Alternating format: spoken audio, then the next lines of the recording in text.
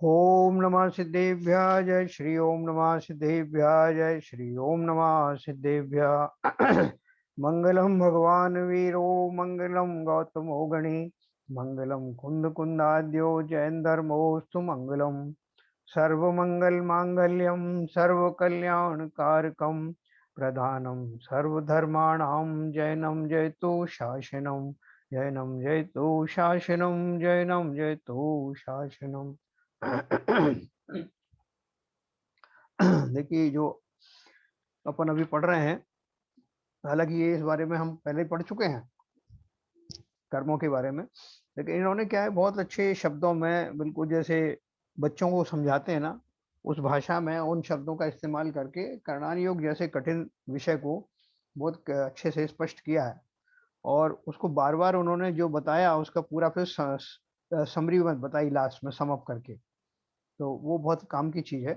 कल देखो अपन ने ये पेज नंबर 8 के ऊपर में दूसरा जो पैराग्राफ था, उदय उदय वाला था, जिसमें क्या लिखा था, बंद होने पर कर्म जीव के साथ रहते हैं। अपन ने कल वो संश्लेष परिणाम और एक क्षेत्रावगाही संबंध के बारे में पढ़ा था। मुझे ख्याल से सबको समझ में आया होगा, नहीं आया हो तो अभी मैं अनम्यूट करूंगा तब पूछ लीजिए। तो अभी हम पढ़ने वाले हैं, हाँ, जो कल एक पैराग्राफ पढ़ा था जिसमें उदय के बारे में बताया। तो क्या था, बंद होने पर कर्म जीव के साथ रहते हैं, पुराने कुछ कर्म उदय होकर खिरते रहते हैं और नए कुछ कर्म आकर बंधते रहते हैं। ऐसा कभी नहीं होता कि सभी कर्म अपने आप खिरकर जीव बिना पुरुषार्थ के कर्म विरहित हो गया हो। जीव के साथ कर्म का जो अस्तित्व है उसे कर्म की सत्ता कहते हैं। उस कर्म को सत्ता में पड़ा हुआ कर्म कहते हैं। कर्म बंद होने पर कुछ कर्म करोड़ों अरबों सागरों वर्ष तक सत्ता में पड़े रहते हैं और अपनी अपनी स्थिति पूरी होने पर फल देकर निकल जाते हैं, खिर जाते हैं, जिसे उदय कहते हैं। ये अपन ने कल उदय के बारे में समझा था। मैं एक सेकंड में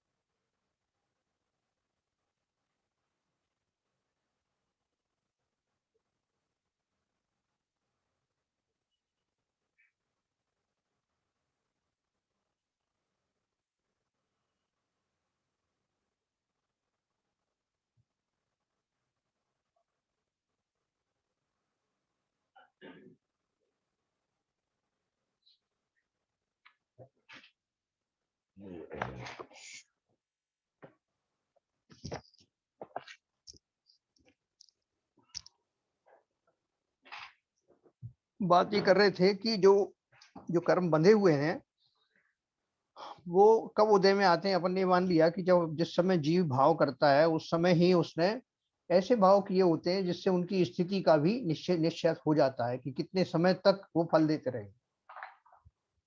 देखो बहुत सारे जीवन में हमारे ऐसे कर्म आते हैं कि हम बहुत जल्दी घबरा जाते हैं और हमको क्या लगता है कि ये कर्म जो है चलो उदय में आए हैं। बहुत सारे लोग बोलते हैं ना कि साहब ये कोई कर्म उदय में आया, तो हम खींच जाते हैं, अरे ऐसे कैसे कर्म जो खत्म होने का नाम ही नहीं लेते। अपन तो इस पर्याय में आने वाले एकाध कर्म से ही ऊब जाते हैं, लेकिन वो कर्म कितनी पर्यायों तक आते रहेंगे, क्योंकि स्थिति जहाँ 70 कोड़ा कोड़ी सागर जैसी स्थिति है, तो एक भाव में थोड़ी निबटने वाला है। उसमें असंख्यात भाव लगते हैं, अनंत भाव लगते हैं उसी लिए, और तब तक दूसरे बनते रहते हैं उसी जाति के, उसी प्रकृति वाले। तो लेकिन नियम क्या है कि बंद होने पर कर्म जीव के साथ रहते हैं, पुराने कुछ कर्म उदय होकर खिरते रहते हैं जब जिनकी मैच्योरिटी आती है, और नए कुछ कर्म आकर बनते रहते हैं। ऐसा कभी नहीं होता कि सभी कर्म अपने आप खिरकर जीव बिना पुरुषार्थ के कर्म विरहित हो गया हो। है ना, या पुरुषार्थ का जो शब्द है वो पुरुषार्थ का समझना, जिस पुरुषार्थ पूर्वक मैंने कर्म बांधे थे। पुरुषार्थ मेरा क्या है, भाव ही तो है ना। वो भाव जब तक वो विपरीत भाव नहीं होंगे तब तक वो डिस्चार्ज नहीं होंगे, है ना। तो इसलिए वो पुरुषार्थ, स्पेसिफिक पुरुषार्थ समझना, जीव के साथ कर्म का जो अस्तित्व है उसे कर्म की सत्ता कहते हैं। अपन बीच बीच में यूज करेंगे, सत्ता में पड़े हुए जो कर्म हैं उनका क्या हुआ। सत्ता का अर्थ क्या है? जो अभी एग्जिस्ट करते हैं और जो अभी उदय में नहीं आए हैं, उस कर्म को सत्ता में पड़ा हुआ कर्म कहते हैं। कर्म बंद होने पर कुछ कर्म करोड़ों अरबों सागरों वर्ष तक सत्ता में पड़े रहते हैं और अपनी अपनी स्थिति पूरी होने पर फल देकर निकल जाते हैं, खिर जाते हैं, जिसे उदय कहते हैं। अब जो अपन ने कल आवादा काल के बारे में जो थोड़ा पढ़ा था पहले किताबों में, अभी आगे भी आएगा, तो अभी मान लीजिए कि कोई कर्म मैंने ऐसा बांधा है कि जो जिसमें 100 साल का आवादा काल है, तो अब 100 साल का आवादा काल मेरा इस जन्म में तो होगा नहीं, मैंने बांधा अभी है और मुझे वर्तमान पर्याय में 10 एक साल और रहना है मान लो, तो अब बाकी के जो 90 ईयर्स जो है वो अगली पर्याय के जाएंगे, तब वो उदय में आने वाले हैं। जब क्योंकि 100 साल के बाद आने वाले हैं, तो 100 साल ऐसे घटित होगा, तब मैं कहाँ होऊंगा, किस पर्याय में होऊंगा, और वो ऐसे समय में आएंगे कि मैं घबरा जाऊंगा कि ये कहाँ से अचानक से इस तरह की असुविधाएं और इस तरह की प्रॉब्लम कैसे आने लग गई। अच्छे खासे आप जो है सब राजा हैं, कुछ भी हैं, और अचानक से आपको इस तरह का कर्म आ गया। जैसे सनत कुमार चक्रवर्ती थे ना, वो कामदेव भी थे, इतने सुंदर थे वो कि उनको देवलोक से देव उनकी प्रशंसा सुन करके आए थे। और जो उनको उनको देखा कि जब वो मल्लशाला में अपना वो प्रैक्टिस कर रहे थे, यानी वो व्यायाम कर रहे थे, उस समय उनको एक धूल धूसरी शरीर को देख के भी देवों ने कहा, जैसा सुना था आपका शरीर वैसा ही है ना। और वो लंबी आयु थी, लेकिन अचानक से उन्होंने क्या कहा कि अभी तो क्या देखा है, अभी तो मैं यहाँ पे धूल धूसरित खड़ा हूँ, मैं जरा जब दरबार में आऊंगा तब आना, नहा धो करके। और नहा धो करके वो पहुंचे, सनत कुमार चक्रवर्ती थे, और वहां उन्होंने पूरा श्रृंगार करके, चक्रवर्ती तो खैर चक्रवर्ती होता है, और जब वहां दरबार में आए तो वो देव भी आए सामने। तब उन्होंने एक्सपेक्ट किया कि आप देव कहेंगे कि ये है असली रूप, लेकिन वो देव चुप हो गया बिल्कुल। अवधि ज्ञानी थे ना देव तो उन्होंने पूछा कि क्या बात है, तुम तो और जो है वो नाखुश से नजर आ रहे हो, उस टाइम इतने खुश खुश बोल रहे थे। उन्होंने, महाराज अब आप में वो बात नहीं रही। वो बात नहीं रही मतलब? उन्होंने कहा, महाराज आपको कोढ़ हो गया है। फिर क्या बात कर रहे हो, इतनी सी देर में कोढ़ भी हो गया? मैं अभी मल्लशाला से आया, नहाया धोया, राज दरबार में बैठा, तुम बोल रहे कोढ़ हो गया। तो उन्होंने जो है पानी मंगवाया और महाराज से कहा कि इस बर्तन में कुल्ले करो और स्वयं अपने नेत्रों से देखो। वो भी विक्रिया रिद्धि भी उनके पास होती, चक्रवर्ती खुद भी देख सकता है। तो दिखाया कि उसमें कोढ़ के जीवाणु पिलबिलाते हुए दिखे पानी में। राजा अवाक रह गए कि अभी अभी तो मैं सब कुछ ठीक था और अभी अभी ये प्रॉब्लम शुरू हो गई। और छोटा मोटा नहीं, 700 वर्ष का कोढ़ हुआ। और वो उन्होंने उसी जन्म में तत्काल दीक्षा ली, मुनि बन गए। वो कोढ़ उनका मुनि अवस्था में चलता रहा। ये उदाहरण मैं आपको क्यों दे रहा हूं कि कर्मों की स्थिति इतनी लंबी होती है कि कई कई भवों में जाकर के चुकती है, कई कई भाव निकल जाते हैं, और जब आगमन होता है तो वो किसी भी क्षण आ सकता है। हम अच्छे खासे भी ऐश कर रहे हैं, हमें कोई दिक्कत नहीं, हम सोच रहे हैं हम तो बहुत स्वस्थ हैं और हमने बहुत अच्छे पुण्य किए हैं, लेकिन कब कोई पाप का उदय आ जाएगा, किस क्षण आ जाएगा, हम कह नहीं सकते। इसलिए दयानंद राय जी ने कहा, एक घड़ी मत विसरो करो नित, आव जम मुख बीच में। एक घड़ी भी संयम के बिना मत रहना, क्योंकि अपनी आयु यमराज के जबड़ों के बीच में चल रही। कब जबड़ा बंद हो जाए, है ना। यमराज तो अपना रूपक के तौर पे कहते हैं, हमारे यहाँ कोई यमराज नहीं होते ऐसे। तो इस तरह की बात उन्होंने कही है कि सागरों वर्ष तक सत्ता में पड़े रहते हैं और अपनी अपनी स्थिति पूरी होने पर फल दे करके निकल जाते हैं, खिर जाते हैं, जिसे उदय कहते हैं। ध्यान में रहे कि सत्ता में पड़े हुए कर्म का कुछ भी फल नहीं मिलता। कभी कभी हम देखते हैं कि कुछ लोग भले हैं जो पाप नहीं करते हैं, फिर भी उन पर आपत्तियां आती हैं, और कुछ लोग पापों में डूबे रहते हैं, फिर भी वैभव में और चैन में रहते हैं। उसका कारण यही है कि वर्तमान में जो संयोग प्राप्त होता है, धन वैभव मिलता है, वह पूर्व कर्म का फल है, और वर्तमान में पाप करके जो कर्म बंधेगा उसका फल भविष्य में प्राप्त होगा। कर्म की सत्ता कायम रहती है, यह बात समझने के लिए एक दृष्टांत देखते हैं।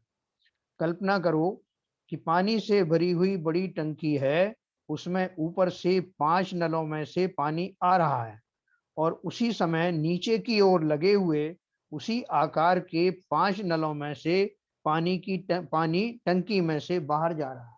मतलब जितने बड़े बड़े जो है नल ऊपर लगे हैं आने के, उतने ही बड़े बड़े नल डिस्चार्ज वाले लगे हैं, निकलने वाले लगे हैं।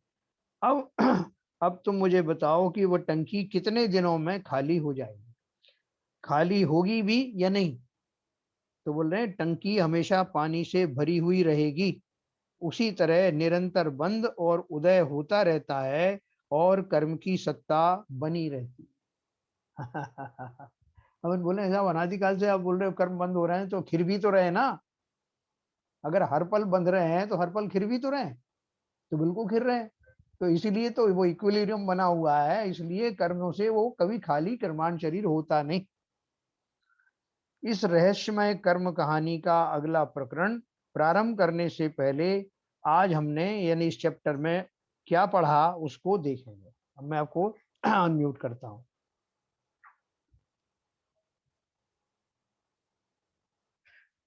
हाँ जैन साहब, जी जैन साहब, बोले बोले। ये जो आपने सनत कुमार जी मतलब जो चक्रवर्ती, चक्रवर्ती थे उसका बताया, हाँ जी।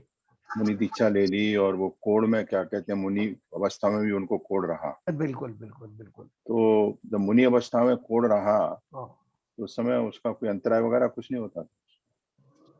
नहीं उनको थोड़ी जो आहार देने वालों को उनके लिए होता है अंतराय, जो उनके आहार देने। शरीर में जो अच्छा अच्छा, हाँ, ठीक है, वो समझ तो आहार ले सकते हैं। और देखो जैन उनका मुनियों को थोड़ा हो सकता है, अब है। जो जैन आहार साहब, देते हैं उनको नहीं होना चाहिए। हाँ हाँ बोले जैन कर। साहब, ये पता कैसे चलेगा कि ये कर्म इतने दिन के लिए बंधे हैं अपने? बहुत बढ़िया क्वेश्चन। देखो उसके लिए आपको अवधि ज्ञानी तो होना ही पड़ेगा कम से कम। गवर्नमेंट सार पढ़ के वैज्ञानिक बनना पड़ेगा, अवधि मैथमेटिक्स सीखनी पड़ेगी। अवधि ज्ञान आपको अगर है, देखो अवधि ज्ञान के द्वारा वो जी जान हाँ लेते हैं। अभी देखो सनत कुमार जी के उदाहरण को मैं आगे बढ़ाता हूँ।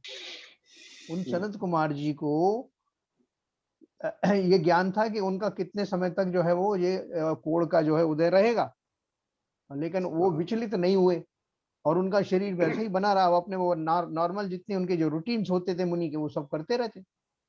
तो एक दिन जो है वहाँ के जहाँ पर वो मुनिराज विचर रहे थे, वहां पर कहीं वहां का जो राजा था उसके आसपास का, उन राजा के दरबार में डिस्कशन हुआ कि ये जो जैनी होते हैं ना, तो जैनियों के जो साधु हैं वो तो कोढ़ी होते हैं, उनके शरीर बिल्कुल ऐसे दुर्गंधमय और अजीब से होते हैं।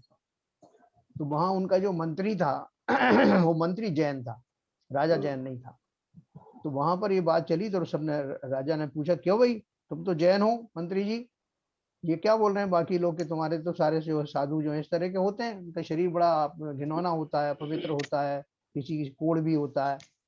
तो वो हड़बड़ा गया, उसको और कुछ नहीं सूझा, तो भक्ति बहुत थी मुनियों के प्रति। तो उन्होंने बोला साहब ये बिल्कुल झूठ बोल रहे हैं, हमारे मुनिराज तो जो उनका शरीर स्वर्ण जैसा होता है। बोले क्या बात कर रहे हो? तो उन्होंने बोले दोनों में से कोई एक तो झूठ बोल ही रहा होगा। राजा ने कहा कि हम खुद देखेंगे जाकर के इनके मुनिराज को कि कैसे हैं, उसके हिसाब से इनको या तो दंड दिया जाएगा या जो भी करना। उधर वो घबराया हुआ मंत्री आया और उनने देख बाजीराज मुनिराज के पास जा करके उनकी वंदना की और उनको प्रणाम करके बोला कि महाराज मेरी जान आपके हाथ में है।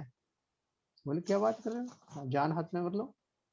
बोले जान, न केवल जान बल्कि जैन धर्म का जो प्रभावना है वो भी खतरे में है। उन्होंने बोला क्या हुआ? बोले कि ऐसी ऐसी घटना हुई है। अब वो राजा सुबह देखने आएगा और आपको देखेगा तो वो समझ जाएगा कि जो दूसरे लोग कह रहे हैं वो सही है। तो महाराज आपसे निवेदन है कि आप कुछ ऐसा करो कि आपका कोढ़ दूर हो जाए, जिससे जब वो सवेरे आए तो ये चमत्कार उनको पता ही नहीं चले और अपने आप ही अपना काम हो जाए। उनको ये भी श्रद्धा थी कि मुनि के तप में बड़ी शक्ति होती है। लेकिन हुआ क्या, मुनिराज जो वास्तव में मुनिराज भावलिंगी होते हैं उनको ऐसे भाव ही नहीं आते कि मैं ऐसा कुछ करूंगा इस शरीर का कुछ कुछ हो जाए। ये तो वो जानते हैं एक द्रव्य दूसरे द्रव्य का कुछ नहीं करता, पक्का उनको मालूम है मेरे कुछ करने से होगा शरीर में। बिल्कुल शरीर की अपनी स्वतंत्र जो है एंटिटी है, वो अपने हिसाब से उस परिणमित होता है। मैंने रोग कोई बुलाया थोड़ी था, ऐसा क्लैरिटी होने की वजह से उन्होंने उनसे कहा कि देखो भैया, ना तो इस शरीर का हम कुछ कर सकते हैं और ना मैं कुछ करने वाला हूँ, आप अपना काम करो, मैं अपना काम करता हूँ, जो होना होगा वो होगा। वो बेचारे बड़े दुखी होकर के चले गए वहां से, और महाराज ने कुछ नहीं किया। महाराज अपने रूटीन में अपने उसमें लगे रहे। हाँ, इतना जरूर हुआ कि अचानक से उनके अंदर में एक भक्ति का विशेष भाव प्रकट हुआ, जिसमें उन्होंने जिनेंद्र भगवान की ऐसी स्तुति की कि भगवान, जब आप घर में आए थे तो पूरी नगरी सोने की हो गई थी। जैसे उनका मानतुंग जी का ऐसे भाव बने थे वहां जेल में बैठे बैठे, उन्होंने इसलिए थोड़ी किए थे 48 ताले टूट जाए, सहज भाव बने थे, ऐसे इनके भी भाव बने। उन्होंने एक स्तोत्र भी लिखा, और वो बोलते बोलते मतलब ये बस ध्यान में थे और रहे आए, उनको कुछ ही नहीं मालूम कि शरीर का कुछ हो रहा है या होगा या होना चाहिए। लेकिन घटना ऐसी हुई कि ठीक उसी समय उनके वो 700 वर्ष पूरे हुए। 700 वर्ष की अवधि थी ना उस कोड़ की, जो उनका जो रोगाणु का रोग वाला जो कर्म था, वो 700 वर्ष उसको पूरे होने वाले थे, और उसी काल में उनके द्वारा ऐसी भक्ति की गई, तो वो कोइंसाइड हो गया निमित्त, और सवेरे ही उनका कोड़ न केवल दूर हो गया, बल्कि उनकी काया स्वर्ण जैसी हो गई तपस्या के प्रभाव से। अब जब सवेरे राजा आए अपने सब दरबारियों के साथ, तो देखा तो वो धन, और एक गजब, ऐसा सुंदर शरीर, ऐसा स्वर्णिम, ऐसे तेज से जगमगाते हुए मुनिराज, वो तो उनके पैरों में निहाल हो गया, चरणों में गिर पड़ा। वो उनके जो दरबारी थे उनमें भगदड़ मच गई। और उधर वो जो उनका मंत्री था वो बड़ा ताज्जुब कर रहा था कि रात को मेरे कहने का असर जरूर कुछ हुआ है, महाराज ने कुछ कर करा दिया जरूर, इसलिए इनका शरीर से कोढ़ निकल गया। और उधर राजा ने क्या किया कि वो जो दरबारी कह रहे थे कि इनके मुनि ऐसे होते हैं, उसने डिक्लेयर किया कि इनको सबको दंड दिया जाएगा, शूली पे चढ़ा दूंगा। मुनिराज ने सुना, मुनिराज ने राजा से कहा कि राजन, ये आपके जो सब दरबारी हैं ये असत्य नहीं बोल रहे हैं, ये सत्य ही बोल रहे हैं। कल तक मुझे जो है कोढ़ था, और उसके चिन्ह अभी तक देखो मेरे नाखून के पास में मौजूद है, इसलिए ये झूठ नहीं बोल रहे हैं, ये सच है। और मैंने कुछ भी नहीं किया इसके लिए, अपने आप होने वाली घटना है। तो उन्होंने उपदेश दिया कर्म सिद्धांत के ऊपर, इसके ऊपर, सबके ऊपर। राजा को बड़ी श्रद्धा हुई, सारे दरबारियों को श्रद्धा हुई, और उन्होंने तुरंत से जैन धर्म स्वीकार किया। कि देखो, जहां उन्होंने उनको भी बचाया सजा से, और उसको असत्य नहीं कह करके उन्होंने सत्य का उद्घाटन किया कि सत्य क्या है। तो हमारे जो धर्म की जो महिमा कह लो या भक्ति की महिमा कह लो, और जो कर्म का सिद्धांत है, वो सबके लिए एक जैसा रहता है। तो जो अपन बात कर रहे थे ना कि एक इतने लंबे लंबे कर्म चलते हैं, 700 वर्ष तो कुछ भी नहीं है, बड़े वो और भी लंबे लंबे जनों के आयु काल हुए। तो ये इस तरह से घटित होता है कि एक पल में पर्याय जब कर्म समाप्त हो जाएगा, तब बहुत सारे निमित्त भी बन जाएंगे, और ऐसा। ठीक है साहब। सब अपन कर्मों को देखें हैं जी। कर्मों को अगर मतलब रुपयों में कन्वर्ट करें तो मतलब करोड़ों अरबों रुपए अपन लोन लेके आए हैं। तो पैसे देखेंगे तो अब वो अरबों रुपए जो लेके आए हैं अपन इतने अनंत सालों से, तो उसको चुकाने का मतलब सरल तरीका, और जैसे भाव तो अपना है कि भाव अच्छे करें, और कैसे मतलब इनको जल्दी से जल्दी चुका सके अपन ऐसे। तपस्या कर सकते हैं, तपस्या कर सकते हैं। हाँ, जैसे आपने बहुत अच्छा उदाहरण दिया। मान लो आपने किसी से 1 करोड़ रुपए का कर्जा लिया। अब 1 करोड़ रुपए तो आपके पास इमीडिएटली नहीं है ना, लेकिन अगर कहीं से मान लो किसी कारण से कोई दातार आपको कोई दे देता है कुछ, और कहीं से धन आपका इकट्ठा हो जाता है, और वो कर्जा चुकने वाला होता है, तो आपकी ऐसी व्यवस्थाएं भी हो जाती है। अब मकान खरीदते हो ना, आप कहाँ से लाते हो? कहीं लोन देने वाले मिल जाते हैं, कहीं कोई और मिल जाता है, और आप उसको चुका देते हो। तो उसी तरह से व्यवस्था कर्मों की, नहीं तो इतने इतने वर्षों का जो स्थिति वाले जो कर्म हैं, उनको आप वर्तमान यानी एक ही पर्याय में खिरा पाते हो, वो कैसे पॉसिबल है ना। मुनिराज उसी भाव में तपस्या करके अनेकों करोड़ों वर्षों के बंधे हुए कर्मों को सेकंडों में खत्म कर देते हैं। तो उसके पीछे उनका जो पुरुषार्थ है, तप रूपी जो पुरुषार्थ है, उसके कारण ये होता है। सर हमारे लेवल पे हम और कैसे करें? अपने लेवल पे अपन जितना कर रहे हैं वो करते जा रहे हैं, वो करते जाएंगे तो क्या अपने को तपस्या भी एक दिन में थोड़ी प्रकट हो जाती है। जो तपस्या करने वाले वो ऐसे ही तो आगे बढ़े जैसे हम बढ़ रहे हैं, ठीक है ना। तो वो हम जहाँ जिस भूमिका में है उसका भरपूर लाभ लेकर के जितना कर सकते हैं उतना करें। अपन उसकी जो EMI देते हैं ना मकान की, लोन की, तो कोशिश ये करते हैं कि वो ईएमआई से भी ज्यादा कहीं से आ जाए तो हम जो और कर्जा पटा दें। उसी तरह से जो हमारी ईएमआई जा रही ना कर्मों की, जो बदले में हम जो चुका रहे हैं फल दे करके, भुगतान ले करके, और जो है कुछ ना कुछ प्राप्त कर रहे हैं, तो उसी में अगर हमने इस पर्याय का भरपूर लाभ उठाया, इसके 24 घंटे में से कितना समय हम जो है अपने आप को समझने में लगाएं।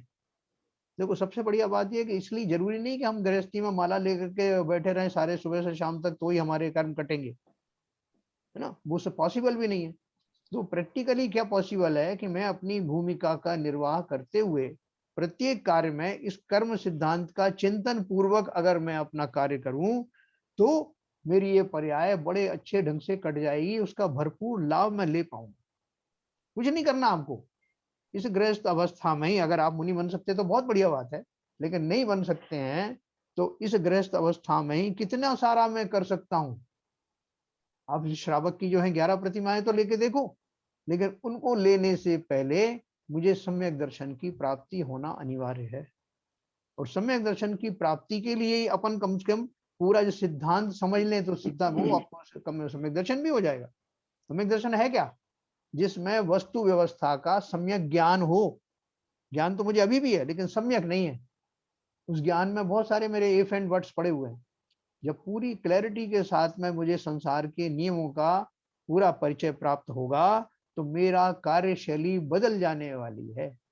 उस बदली हुई कार्यशैली से वर्तमान पर्याय को निकाल देना तो आपका जितने बंधे हुए कर्म थे उनमें कमी आएगी और मोक्ष मार्ग प्रशस्त हो जाने के कारण कुछ ही भाव के बाद में हम यहां से निकल जाएंगे।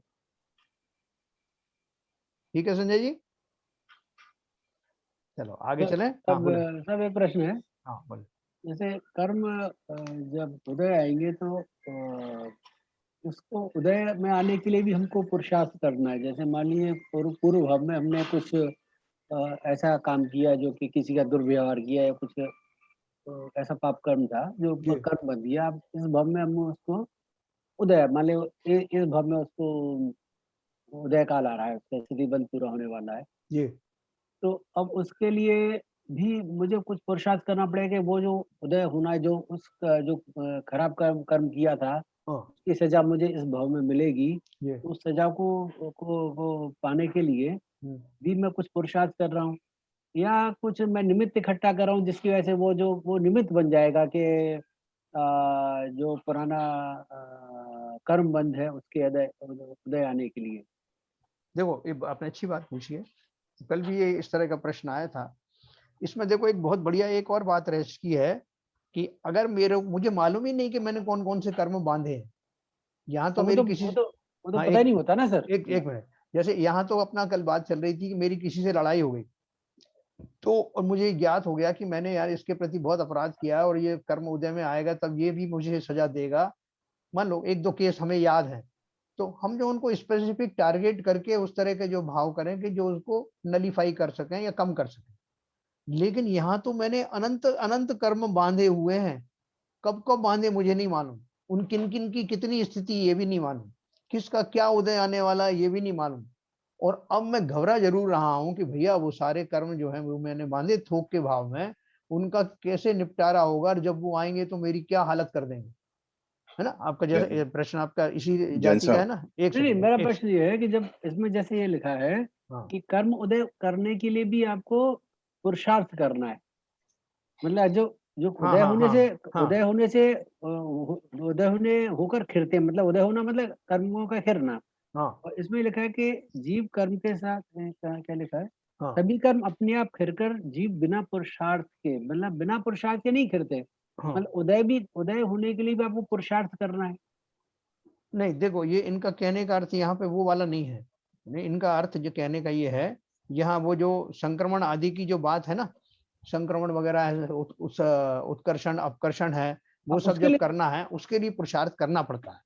मतलब उससे तो हम इसलिए इसकी तीव्रता है तो कम कर रहे हैं या ज्यादा कर रहे हैं। वो पुरुषार्थ तो अलग चीज है। ये तो खिरने की बात कर रहे हैं। ये खिरने की जो वो कह रहे हैं कि इन्होंने लिखा ना, ऐसा कभी नहीं होता कि सभी कर्म अपने आप खिरकर जीव बिना पुरुषार्थ के कर्म रहित हो गया हो।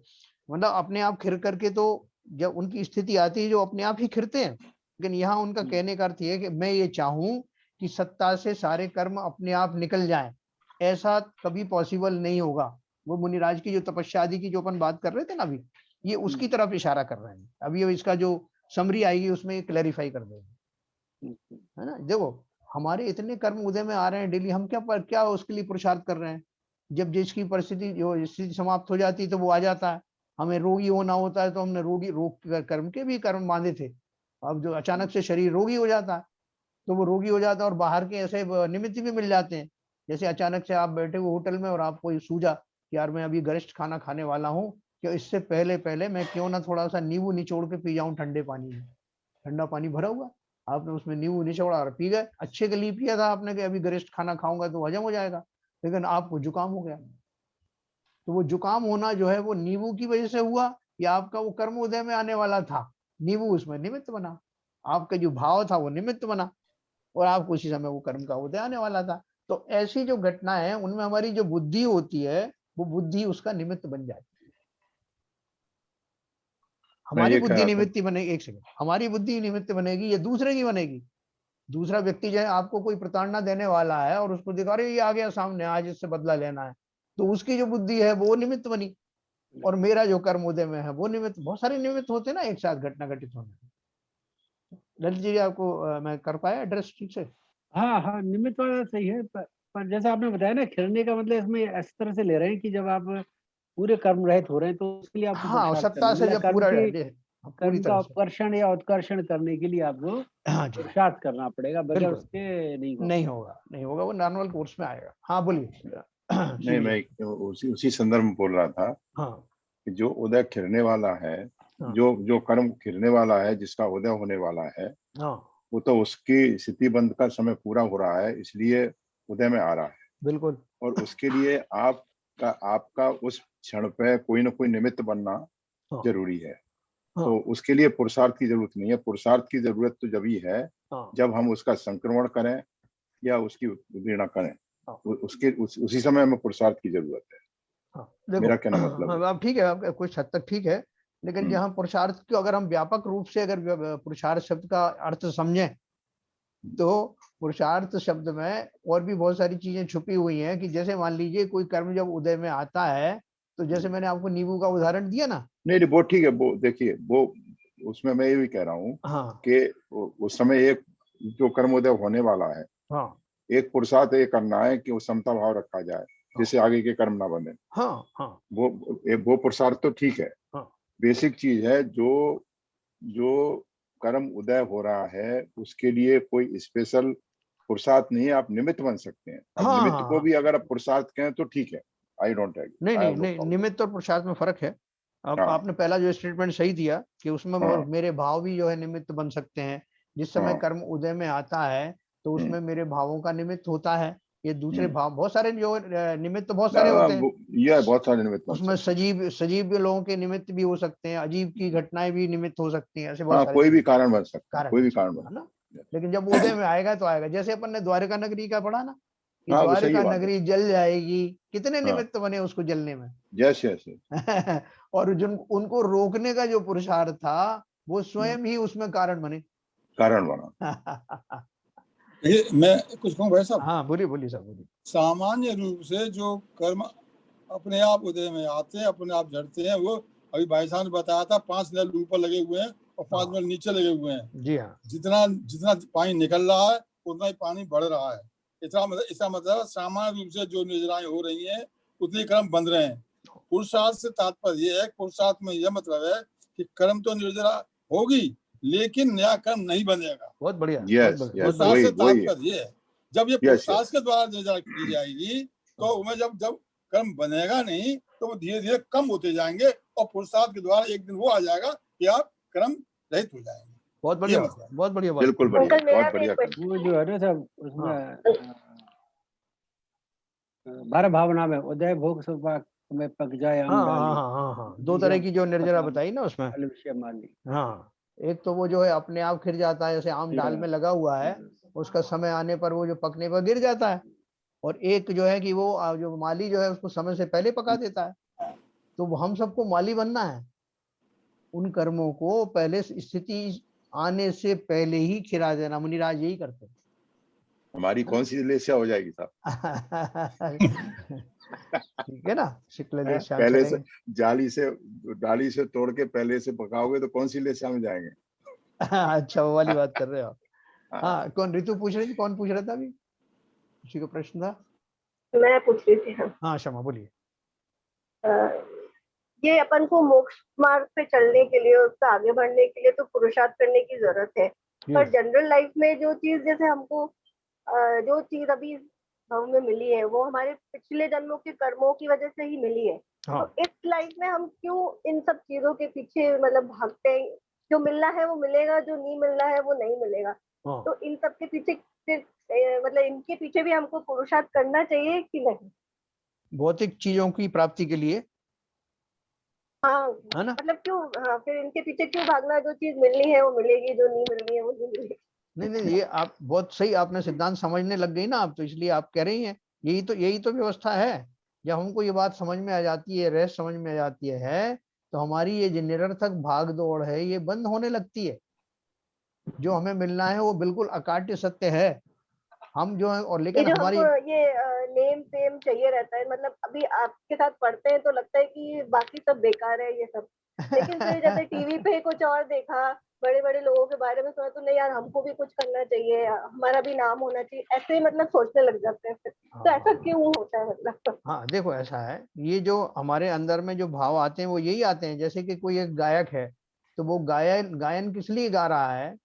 अगर उसके अंदर ये भाव है, आपने उसको प्रशंसा कर दी, अंगूठे दिखाते हैं ना आजकल अपन, तो आपने प्रशंसा कर दी तो उसको और लगेगा कि मैंने अच्छा गाया है, आगे से मैं और अच्छा गाऊं, और क्यों ना ऐसा हो जाए कि सारी दुनिया जो है मुझे पसंद करने लगे और मैं एस्टेब्लिश हो जाऊं। ऐसा उसके मन में भाव आया फॉर एग्जाम्पल। अब उसने और अच्छा गायन शुरू किया और वो प्रसिद्ध होता चला गया। प्रसिद्ध होते होते तो आखिरी तक पहुंच गया, और वो फिर अपना एक आर्टिकल भी लिखेगा, दूसरे लोग भी लिखेंगे कि भाई साहब कुछ करने से होता है, ऐसे थोड़ी हो जाता है, देखो उसने किया पुरुषार्थ और इसलिए हो गया।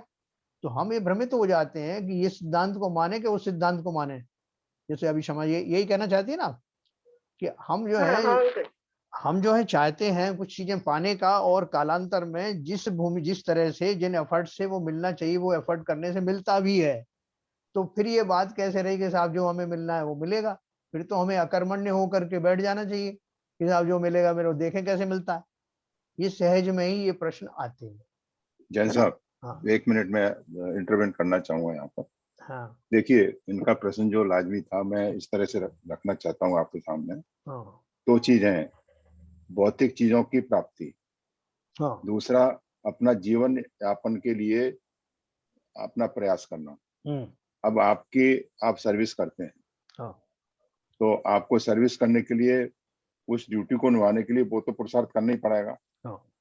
बिना पुरुषार्थ करे हुए आपने कहा ना कि कर्म में होगा तो मिल जाएगी तनख्वाह, नहीं होगी तो नहीं मिलेगी। हाँ। तो वो पुरुषार्थ तो करना पड़ेगा। ये तो पुरुषार्थ वो हुआ जो हमें जीवन यापन के लिए, जीवन की चलाने के लिए हमें मिनिमम करना है। दूसरा जो है भौतिक चीजों के लिए आपाधापी मारना, ये करना, इधर से वो करना, वो करना, वो करना, वो नहीं करना है जो हम जैसा समझ रहे हैं। तो इस पुरुषार्थ को हम 2 में डिवाइड कर सकते हैं मेरे से। हाँ नहीं देखो, जो रूल है ना अपना। हाँ, और कुछ बोल रहे कोई? हाँ मैं बोल रही थी। हाँ, जैसे क्षमा ने बोला कि जब हमें सब ऐसे ही मिल जाएगा तो हमें कुछ क्यों करना, हम बैठे रहें। तो बात बिल्कुल सही है, बट लेकिन अब मैं जो अपना एक्सपीरियंस है वो बता रही कि यदि हम ये करके बैठ जाएं, हम हर गृहस्थी में है, हमारे बच्चे हैं और हम धर्म ही अपने इसी कार्य में लग जाए कि जो होना है बच्चे होंगे, पढ़ना होगा लेकिन हमें अपना पुरुषार्थ तो अब बच्चों के लिए कि कहाँ जा रहे, क्या कर रहे, वो सब चीजें हम निमित्त है, वो तो बनेंगे जो हैं, वो तो होना है, लेकिन हम उसके भरोसे भी बैठ जाए कि अपने काम पर ध्यान ना दें, बच्चों पर ध्यान ना दें, तो फिर वो भी सही नहीं रहेगा। वो ड्यूटी है आपकी, वो ड्यूटी आप नहीं निभा रही, वही तो मैं कह रहा हूँ। तो वो तो कमला जी वही मैं कह रहा हूँ। नहीं ठीक है। हाँ, और बताओ, और कोई बताएं। बहुत अच्छा क्वेश्चन है, सबके क्वेश्चन है, सबके लाभ के लिए। मेरा भी क्वेश्चन है इसमें, मेरा भी क्वेश्चन है इसमें। क्वेश्चन है कि जवाब है? क्वेश्चन।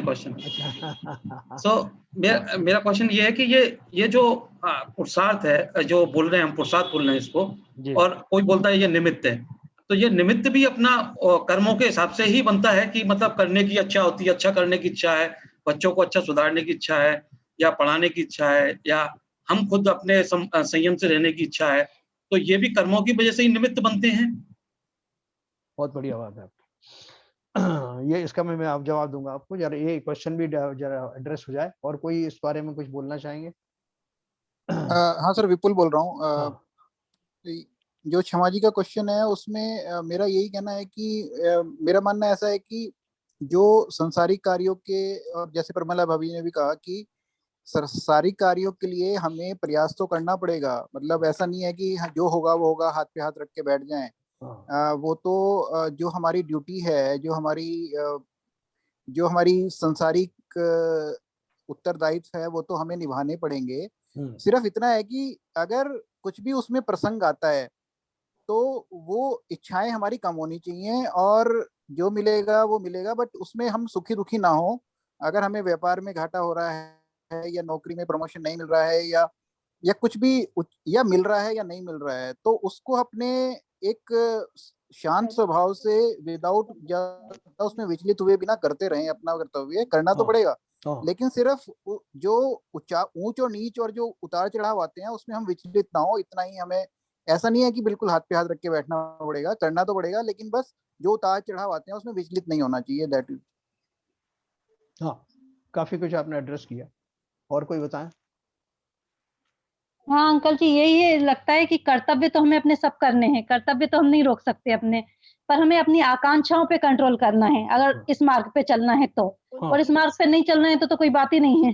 हाँ हाँ, बहुत बढ़िया। हमारे हिसाब से करना चाहिए, कर्ता भाव में रहना चाहिए। उस समय ना भोक्ता भाव में नहीं जाना चाहिए, क्योंकि हमारे घर में एक ड्यूटी अलग होती है। अगर हम वो ड्यूटी पूरी नहीं करेंगे तो पूरा घर भी गड़बड़ा सकता है। क्योंकि हम जो सोचते हैं तो सब मेंबर वैसा नहीं सोच पाएंगे ना घर के। तो फिर एक व्यवस्था भी गड़बड़ा जाती है फिर। तो हमें अपने सारे कर्तव्यों को, मतलब ऐसा नहीं है कि जो कर्म में है वो तो मिलेगा, पर कर्म करने के लिए भी तो कर्म करना पड़ेंगे ना। बिना करे तो कर्म नहीं होंगे, चाहे अच्छे हो या बुरे। मतलब बुरे काटने को भी अच्छे काम तो करना ही पड़ेंगे। तो पुरुषार्थ तो हर जगह है। हाँ, आरपी जैन साहब थोड़ा बताएं।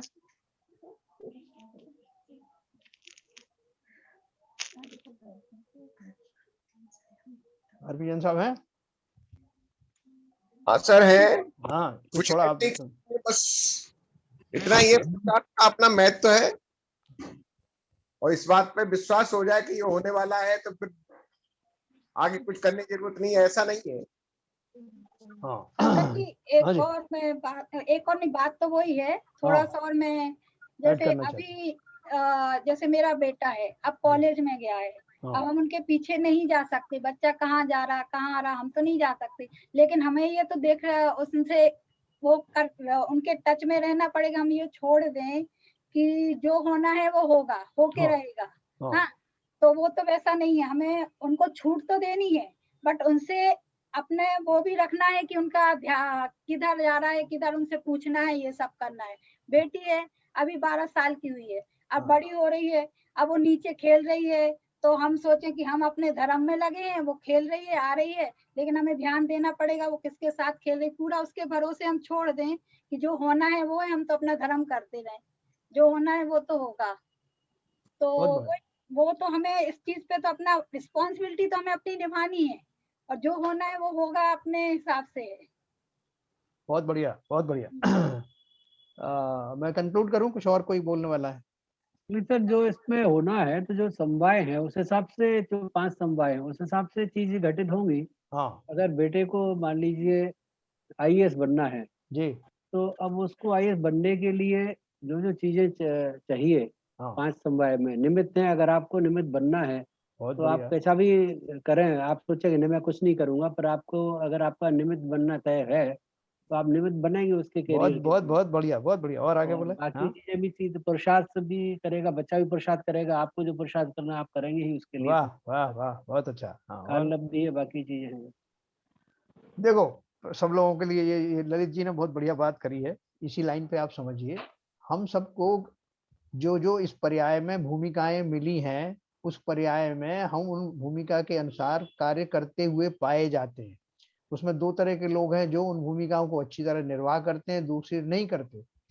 तो हमारी भूमिका के निर्वाह करने से और बहुत सारे लोग जीव भी जुड़े हुए हैं। जैसे इन्होंने बोला कि मेरे बेटे को वो बनना है, IAS ऑफिसर बनना है, मेरे मन में ऐसा भाव आया कि मुझे इसको बनाना है, ठीक है। अगर वो बनना है उसको, और उसमें अगर मेरा पुरुषार्थ क्या है, वर्तमान में मेरी भूमिका में पुरुषार्थ क्या है कि मैं उसके लिए ऐसे संयोग उपस्थित करूं जिससे कि उसकी पठन पाठन भली भांति चलता रहे, निर्बाध रूप से उसकी जो दिनचर्या चलती रहे। कहीं ट्यूटर लगाना है, कहीं कुछ लगाना है, ऐसा मैं करने के लिए कृत संकल्प हो गया। क्यों? क्योंकि वो घटना घटित होनी है कि मेरे बेटे को IAS बनना है। मैं अपनी भूमिका का निर्वाह भी कर रहा हूँ, साथ में मुझे ये भी कर्म सिद्धांत भी पता है कि अगर उसके भाग्य में बनना होगा तो मेरे ये एफर्ट हो सकता है कि कार्यकारी हो। मेरा कर्म सिद्धांत भी चल रहा है साथ में, और मुझे पता नहीं कि वो बनेगा कि नहीं बनेगा, लेकिन मेरी भी अभिलाषा है, मेरे बेटे की भी अभिलाषा है, और तदनुसार दोनों मिलके कार्य कर रहे हैं बिना खेद खिन्न हुए कि बन जाए तो अच्छा है। खेद खिन्न होना ना होना ये हमारे हाथ में है, जो कर्म सिद्धांत पढ़ने वाले को उपलब्ध होता है। वो क्या करेगा, अपनी भूमिका का निर्वाह अच्छे से करेगा, दोनों लोग करेंगे, लेकिन उसमें ये साथ में रखेगा कि अगर होना होगा ये तो मेरे ये सारे एफर्ट्स फलीभूत होंगे, नहीं होना होगा तो नहीं होंगे, हो सकता है कि कुछ प्रकृति को और मंजूर हो।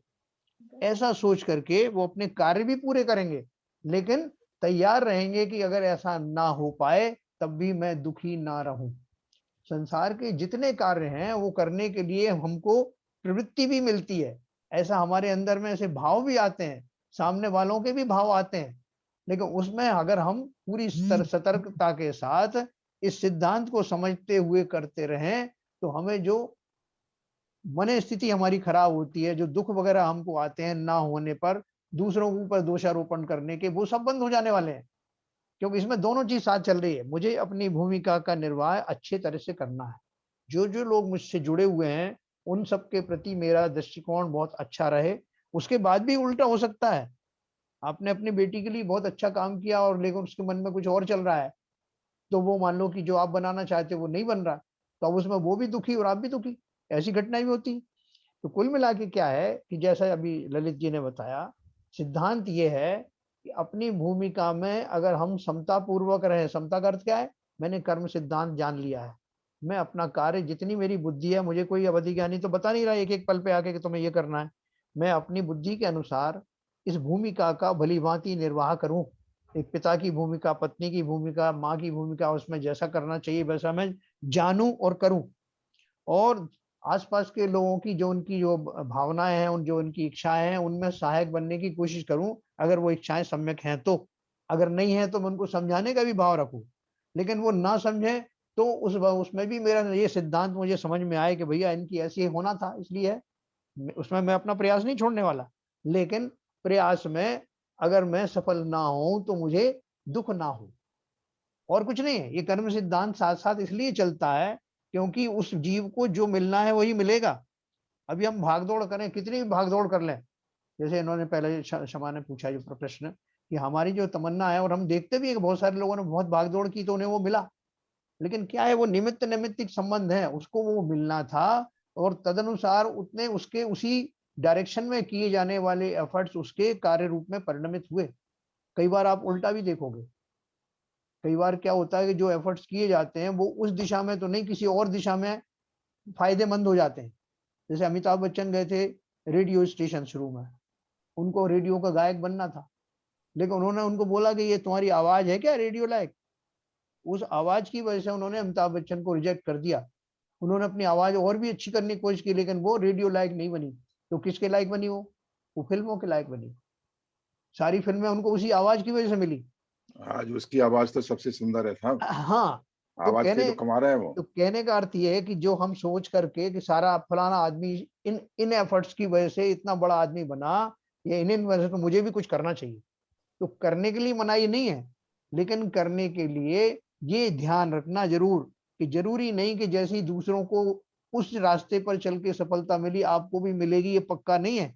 आप कोशिश करिए अगर आपकी वैसी तमन्ना है, लेकिन साथ साथ जो कर्म सिद्धांत पर चलने वाले हैं उनमें एक संतोष नाम का गुण भी विकसित होता है।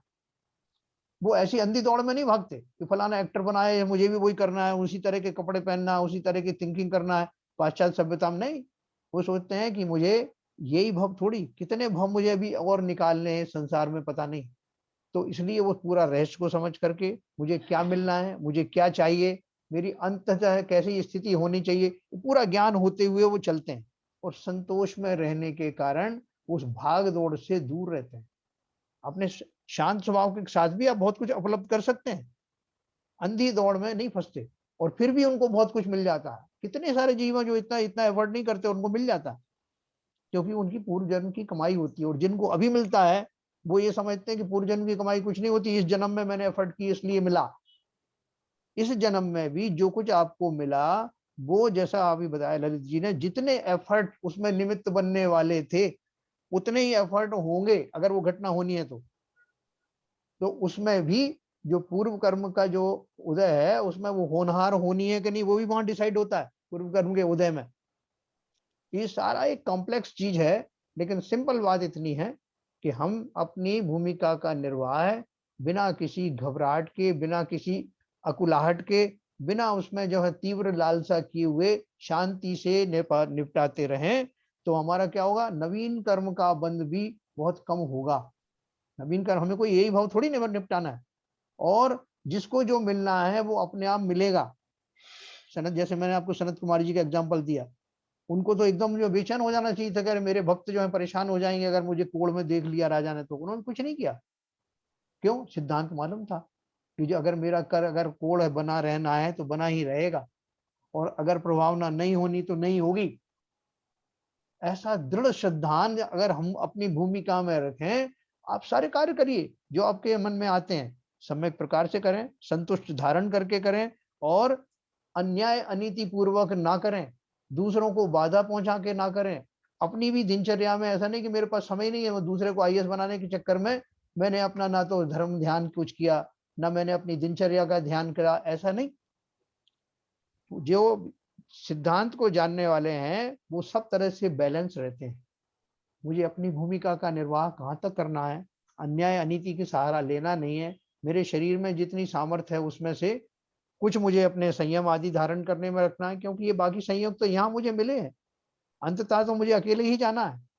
इसलिए उस दौड़ में आके के बेटे के लिए ये कर जाऊं, बेटी के लिए ये कर जाऊं, भले मुझे रात में भी खाना खाना पड़े, भले ही मुझे जो है और नियम धर्म छोड़ने पड़े, इसको बनाना है, ऐसा मिथ्या मान्यता मत रखना। हम जो भी कर रहे हैं वो किसी के लिए नहीं कर रहे हैं, हमारे भाव आ रहे हैं इसलिए हम कर रहे हैं निर्वाह में। कौन बेटा कौन बेटी सब चले जाने वाले हैं, इसलिए उनके पीछे अंधी दौड़ में पागल होने की जरूरत नहीं, और ना ही अपने को स्थापित करने की मेरा थोड़ा मान हो जाएगा, मैं कुछ बन जाऊंगा तो क्या हो जाएगा, क्या कर लोगे बन जाओगे तो। इस पर्याय के बाद के सब शून्य हो जाने वाला है। इसलिए जो बनने की और बिगड़ने की जो हमारी वो है ना दास्तान की, मैं भी कुछ करूं, मैं भी वो क्या बोलते हैं उसको, आजकल वो रिकॉर्ड में आता है ना, गिनीज बुक में नाम लिखा जाएगा तो मेरा, मैं नोबेल पुरस्कार, क्या होने वाला है इन सबसे। लेकिन जिन्हें वो मिलता है उनको ऐसी तमन्ना भी रहती है, ये भी बात सही अपनी जगह पे, और वो उस प्रकार से कार्य करते हैं। सबको मिलता है, जरूर मिलता है नहीं मिलता है अलग बात है, लेकिन कोशिश करते हैं लोग। लेकिन हमें तो इस तरह से चलना है कि मेरी पर्याय, मेरा जीवन मात्र इस पर्याय तक सीमित नहीं, और ये जो पात्र मिले हैं मेरे जो जीवन में है, ये सब अपना अपना कर्जा लेने आए। जितना मेरे सामर्थ्य होगा बिना अन्याय अनीति का सहारा लिए, उतना उतना मैं इसमें निमित्त बनने की कोशिश करूंगा। निमित्त भी अपने आप ही बनता है, मतलब उसके भाव ऐसे आते हैं। अगर हमने ये अपनी धारणा रखी, और जो अपन आगे और पढ़ने वाले हैं कर्म सिद्धांत विस्तार से पढ़ेंगे, अपन निमित्त के ऊपर विस्तार से पढ़ेंगे, निमित्त क्या होता है, पुरुषार्थ किसे कहते हैं, और जीवन की भूमिकाओं का कैसे सम्यक प्रवाह निर्वाह करते हैं, अपन आगे और पढ़ेंगे। तो सर मैं एक चीज ऐड करना चाहूंगा जी। आपने जो कंक्लूड किया उसमें 3 चीजें उभर के आ रही हैं। हाँ, कि इन प्रयासों में अनिति और अन्याय का सहारा नहीं लेना है। बिल्कुल बिल्कुल, बिल्कुल। और जब कोई भी रिजल्ट आए तो हमको समता भाव रखना है। Yes, that is the conclusion of all your what you have addressed. उसमें एक और मुख्य बात है कि जो अपने को जो दौड़ शुरू हो जाती है ना, कि फलाने आदमी ने बोला, फलाने घर का आदमी तो ये आईएएस बन गया, वो एक डॉक्टर बन गया, और मेरे बच्चे तो कुछ बने नहीं, ये मैंने उसमें कंक्लूड हो गया ना, समता भाव रखना है, वो आगे का कुछ रखना ही नहीं। न केवल समता भाव रखने के लिए सहारा क्या लिया जाएगा, सहारा ये लिया जाएगा संतोष कि वो प्रत्येक जीव अपनी अपनी डेस्टिनी के साथ आए हैं। यस, अपने अपना पुण्य पाप लेकर के आए हैं, जो होना है वो वही होगा। हाँ, आप उनके भाग्य विधाता नहीं। यस, है ना। मैंने सुंदरी ने ही तो किया, जब उनके पिताजी ने पूछा कि बेटा तुम किसके भाग्य का खाती हो और बताओ किसको चाहती हो, किसको चाहती हो, हम उसकी शादी करवा देंगे। तो उसने क्या कहा, ये सम्यक दृष्टि का और मिथ्या दृष्टि का यही तो फर्क है ना। बड़ी वाली ने तो कहा पिताजी जो ऐसा आप कहोगे आपकी वजह से सब कुछ हो रहा है, वो खुश हो गए, उनकी ईगो सेटिस्फाई होगी। लेकिन जब मैंने सुंदरी ने कहा कि पिताजी सब प्राणी अपने अपने भाग्य का खाते हैं, तो ये सिद्धांत उनको हजम नहीं हुआ। लेकिन भले ही हजम ना हुआ, और दूसरा आदमी तो डर जाता कि अब अपने पिताजी से, राजा से ऐसी बात कर रही है, अब देख तुझे क्या क्या मिलने वाला है। और मिला भी तत्काल प्रभाव से। जब उन्होंने कोड़ी को कमिटमेंट दे दिया, लोगों ने कहा आप समझ में आया, भाग्य भाग्य कुछ नहीं होता। तो तत्काल में तो अपने को समझ में यही आया कि वास्तव में तो अपने अपने भाग्य का कुछ नहीं होता है, दूसरे को आप नाराज कर दोगे तो ये मिलेगा। लेकिन अल्टीमेटली क्या हुआ, अल्टीमेटली उसे क्या मिला, अपनी बहन से ज्यादा बेटर मिला कि नहीं मिला।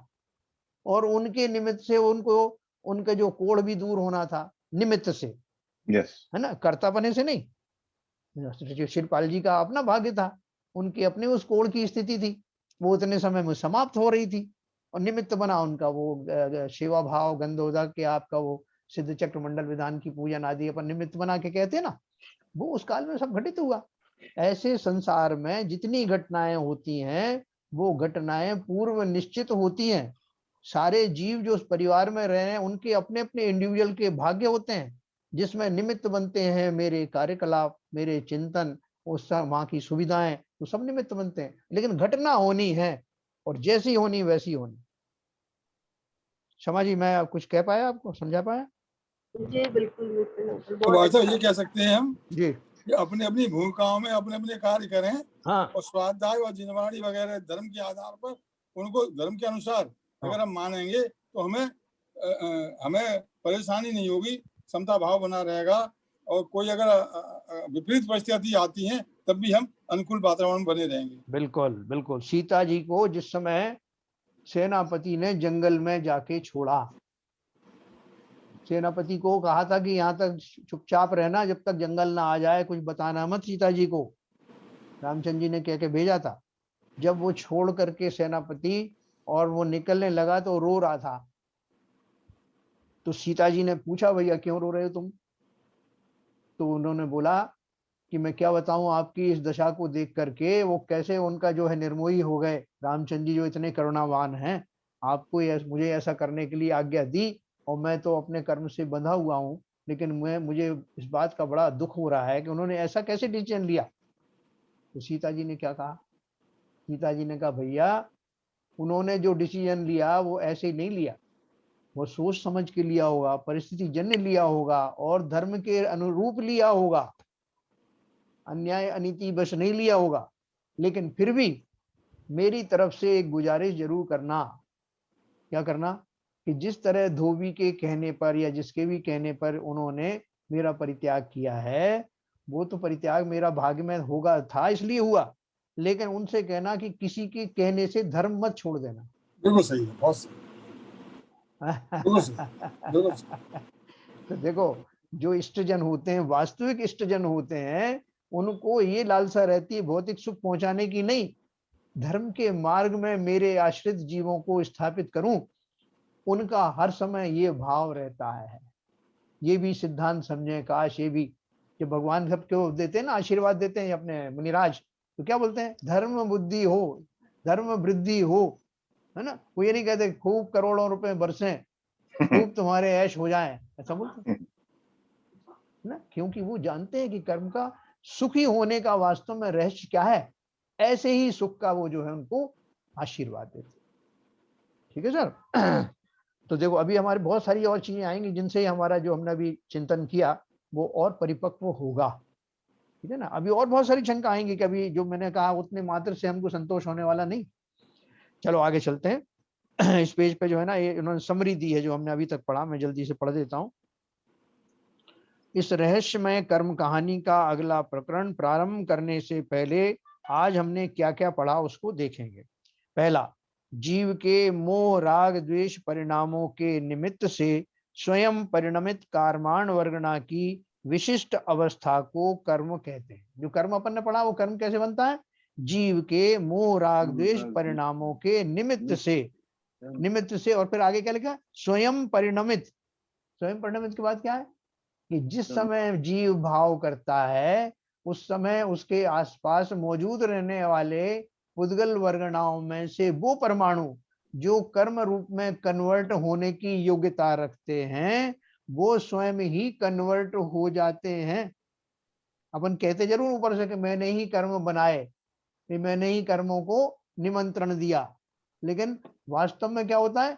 मैंने उनको बुलाया नहीं चिट्ठी लिखा के, मैं तो अपने भाव कर रहा था एक कमरे में बैठ करके या कहीं भी घूमते फिरते। मेरे भावों का जो है इतना ज्यादा प्रभाव पड़ा कि वो कर्माण वर्गणाएं अपने आप सक्रिय हो गई। उन्होंने, उन पुद्गल परमाणुओं ने अपने आप को कर्म रूप परिणमित कर लिया और अपने आप आ गए। ये सारा रोल उनका था, मेरा रोल क्या था? भाव करने का। ये बहुत अच्छे से समझ लेना। दूसरा, जीव के मोह राग द्वेष परिणामों के निमित्त से कर्माण वर्गणाओं का आत्म प्रदेशों के साथ जो विशिष्ट संश्लेष संबंध होता है उसे बंध कहते हैं। कल अपन ने समझा ना, एक क्षेत्र में आकर के और ऐसे चिपक जाना कि वो जब तक स्थिति पूर्ण नहीं होगी तब तक ना छूटे, उसको अपन संश्लेष संबंध कहते हैं। ठीक है, देखो इसमें एक चीज और अपन ने कल पढ़ी थी, जब तक स्थिति पूर्ण ना हो। अब कोई बोले कि साहब मैंने अपने भावों से उनमें संक्रमण कर लिया, उनकी स्थिति घटा दी, और आप बोल रहे हो कि जब तक स्थिति रहेगी तब तक छूटेंगे नहीं, तो मैंने स्थिति कम कर ली। तो कम कर तो ली, लेकिन स्थिति है ना, अब कम की हुई स्थिति है। पहले बढ़ी हुई स्थिति थी, अब कम की हुई स्थिति है, तो वो कम की हुई स्थिति तो आएगी ना उदय में, और उतनी स्थिति वाला आएगा।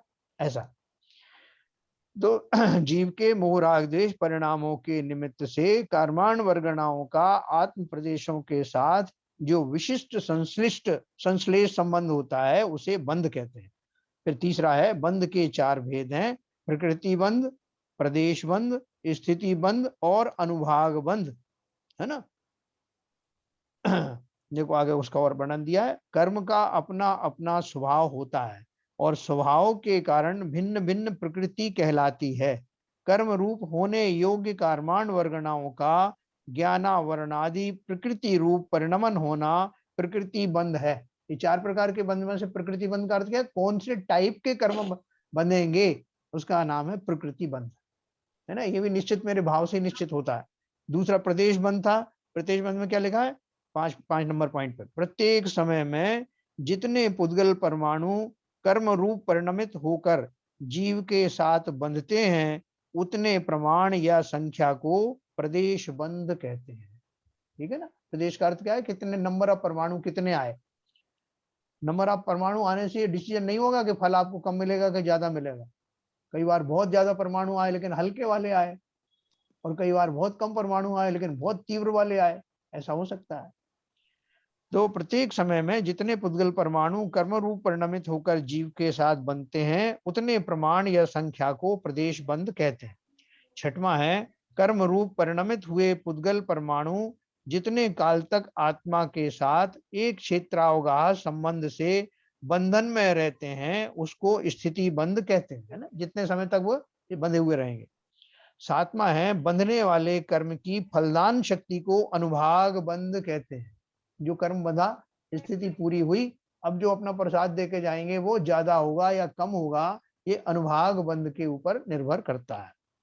अनेक समयों में बंधे हुए कर्म जीव प्रदेशों के साथ रहते हैं, उसे सत्ता या सत्व कहते हैं।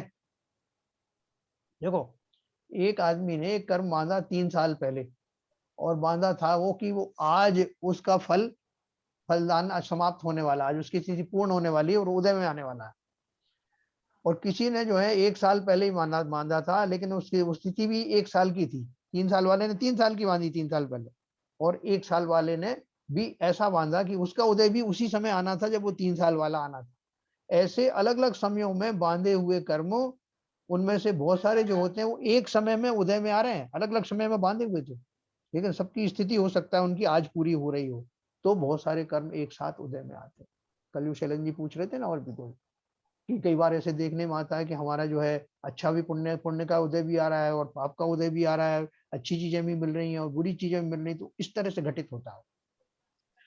तो अनेक समयों में बंधे हुए कर्म जीव प्रदेशों के साथ रहते हैं, उसे सत्ता या सत्व कहते हैं। सत्ता में हमारे कितने कर्म पड़े हैं, अभी पड़े हुए हैं। कर्म की स्थिति पूरी होने पर कर्म के फल देने को उदय कहते हैं, है ना। ये हमको समझ में आया ना। अभी देखो, हमको जाते जाते एक बात ध्यान रखनी है कि वो जो सत्ता में अनेकों अनंतों कर्म पड़े हुए हैं, अभी मैं किसी और को एक टारगेट बना के नहीं कि वो मेरा 3 साल पहला वाला कर्म को मैं एड्रेस करता हूँ, फिर 5 वाले को करूंगा, फिर 10 साल वाले को करूंगा, ऐसा करने की जरूरत नहीं। मैं जब इस प्रक्रिया में चलूंगा कि अपनी भूमिका का निर्वाह करते हुए कर्म सिद्धांत को पूरी तरह समझूंगा, मेरा पुरुषार्थ वास्तव में यही है और पुरुषार्थ कुछ नहीं है। जिनेंद्र भगवान की बताई हुए सिद्धांतों पर श्रद्धा लाना, यही मेरा पुरुषार्थ। इस पुरुषार्थ को भली भांति भली पूर्वक आप जब लाओगे, क्योंकि एक दिन में आपको समझ में आने वाला नहीं, उस पर विश्वास होने वाला नहीं।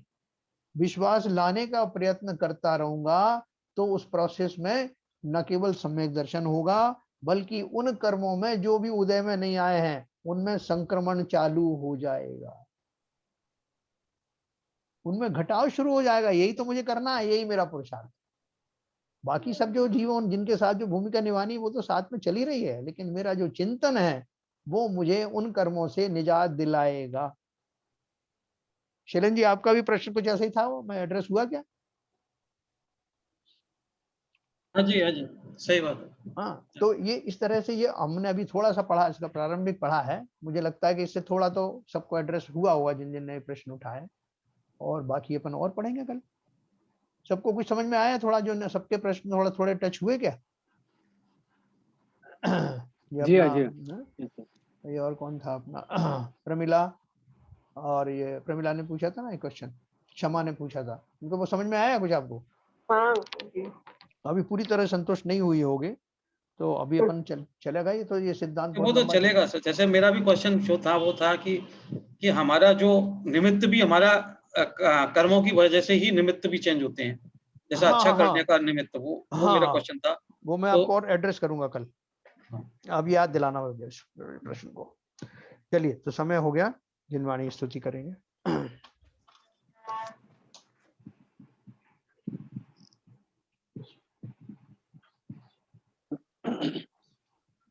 मिथ्यातम नाश वे को ज्ञान के प्रकाश वे को आपा पर भास वे को भानु सी बखानी है। द्रव्य जान वे को बंध विधि भान वे को सपर पिछान वे को परम प्रमानी है। अनुभवताय वे को जीव के जताए वे को काहू न सताए वे को भव्य और आनी है। जहाँ तहाँ तार वे को पार के उतार वे को सुख विस्तार वे को यही जिनवाणी है। ये जिनवाणी भारती तो है जपू दिल रैन, जो तेरी शरण आ गए सो पावे सुख चैन। जिनवाणी के ज्ञान से सूझे लोकालोक, तो वाणी मस्तक नमो सदा देते हैं धो, सदा देते हैं धो। जिनवाणी माता की जय।